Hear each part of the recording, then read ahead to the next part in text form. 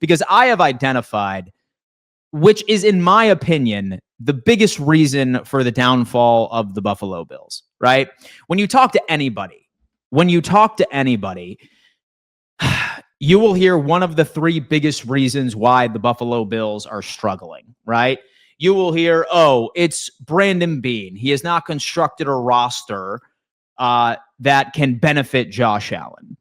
I think that's lazy. He won an MVP with the roster that he had last year. And even if that is to blame, I am not in the business at all of throwing shade and throwing negative thoughts toward something that is plaguing this team that is not able to be fixed. People are so easy to say, oh my God, it's Brandon Beane. He sucks. Like, we need to fire that guy. That's not happening. We can't hop into a time machine, okay? And we can't tell him to bite the bullet and make Diggs stay. We can't hop into a time machine and say, oh, like, you should have went this particular direction and you should have got this guy in free agency. You should have given a first-round pick for Jalen Waddle. You should have done this. You should have done that. You should have done this. We can't fix that, folks. The roster is the roster. I am in the business of creating solutions. And how you create solutions is making the best out of what you have. Brandon Beane, nothing can be fixed in that category, so I suggest that we move on. Let's not have that mentality. Let's not complain about things that we cannot fix. We cannot fix that. That's a very difficult pill to swallow. It's easy to make that the scapegoat. All I am concerned with are things that we can control right now. That is the only thing that I am concerned with. What can we control right now? So Brandon Beane in the roster construction, save it. Miss me with that. Can't be fixed. Have to deal with it. This team got as far as they did last year with this current roster. There is no excuse. Next up is wide receivers. Again, no one's coming off the couch to save us, folks. Brandon Cooks not coming off of the couch, not going to save us. Okay? You have OBJ, I've heard a couple people say. Odell Beckham Jr., he can come off it. No. Guys, listen, what we have is what we have. Thankfully, Gabe Davis has looked good for the past couple of days. Maybe Keon Coleman ends up getting an opportunity again next week out of the big slot, and we can end up making some adjustments right to the offense. That sort of thing, right? So, wide receivers. Don't want to hear any excuses there. You want to know why? Because we can't fix it. We can't control that. The wide receivers are the wide receivers. Next up, number 3, Joe Brady and his play calling. It is an absolute anomaly to me, right? That people can say Joe Brady's offensive play calling is exceptionally vanilla. But at the same time, those same people say it's our wide receiving room. They are limited. Folks, Joe Brady is not hammering mesh concepts just because he's bored, right? He's not hammering the same old style of play calling that he had in 2024 for a reason. He is limited to the skill set of the current wide receiver room. He's limited, folks. You can't really go out and do these high caliber type concepts. Sure, you could probably like switch it around here and there, but our wide receiver room is limited based off of an individual personnel base. Sure, I would love Elijah Moore to automatically be a go route guy and be dynamic in there, but unfortunately he's limited. With Curtis Samuel, unfortunately he is limited at this, right? Like, he can't be that guy. With Keon Coleman, he's not a go ball guy. He's limited in that category. Same thing with Gabe Davis. So how I look at it is we can complain about the vanilla play calling, but at the end of the day, that's what our personnel is limited to. Like, certain wide receivers can only run and exceed and excel in particular route schemes. So we're stuck in that category. All of these things that we complain about right now are things that cannot be controlled based off of limitations from this roster. And you could be mad at Brandon Beane and Joe Brady for it, but at the end of the day, again, folks, we can't control that. And at the end of the day, you could be mad at this offense, at this passing scheme, at everything along those lines. But this is why I think I gained so many enemies on Twitter earlier this week. A lot of us are unwilling to admit that despite how this team has been struggling, at least for the most part, right? Or at least from the quote unquote eye test, which I absolutely love. I love when people throw the eye test at me. In all reality, you're probably just watching highlights. Okay. It's the eye test, and you're just watching the quarterback and the wide receivers, nothing else. At the end of the day, guys, this Buffalo Bills team is 6th in the NFL for passing efficiency. Last year, we were 2nd. Okay. So not a significant drop off. We're top 10. Passing EPA per dropback, we are 7th in the NFL. Boom. Okay. Rushing EPA, 2nd in the NFL. Rushing EPA per attempt, we are 2nd.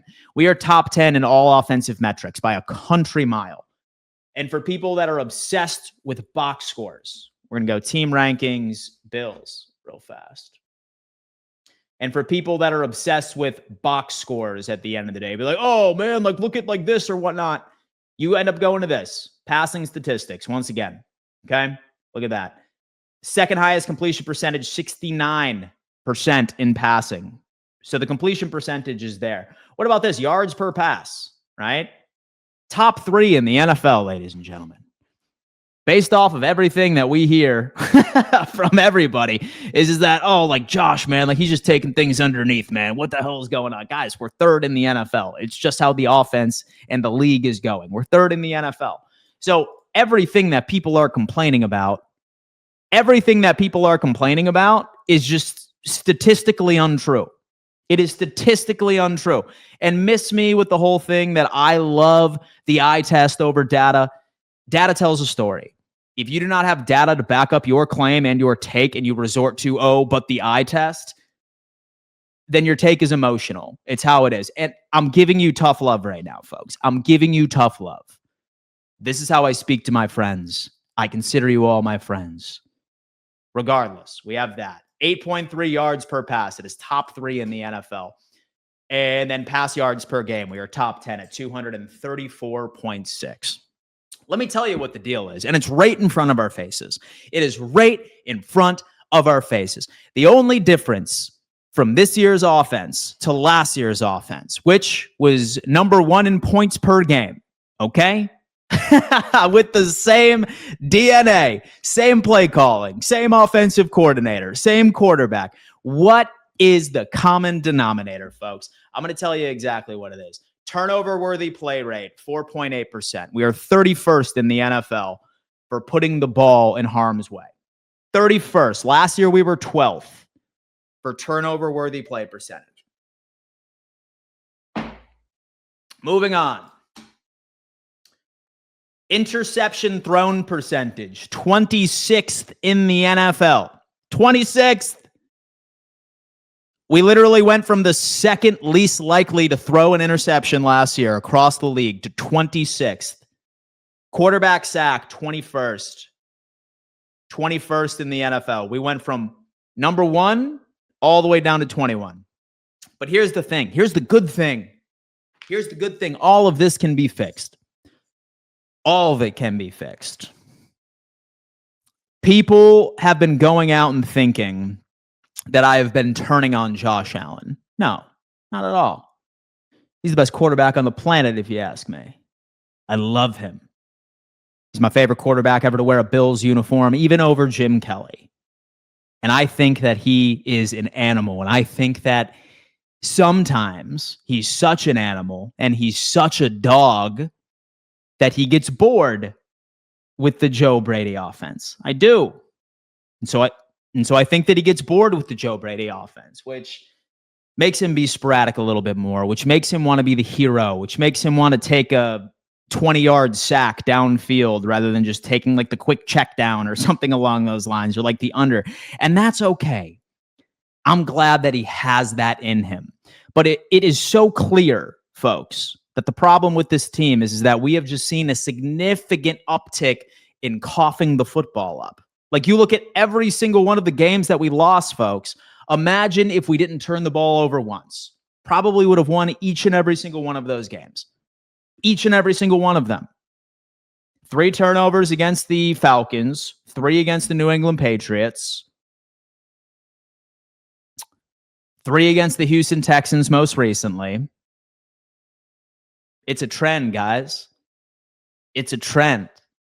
And look, I respect the fact that people can come out and say, oh, well, like we shouldn't ask Josh to do this, right? It's unfair. Folks, life and football are unfair, okay? Life and football are unfair.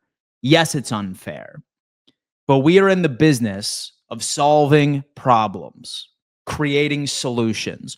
Why does your company employ you? Why does your company employ you, folks? To solve problems.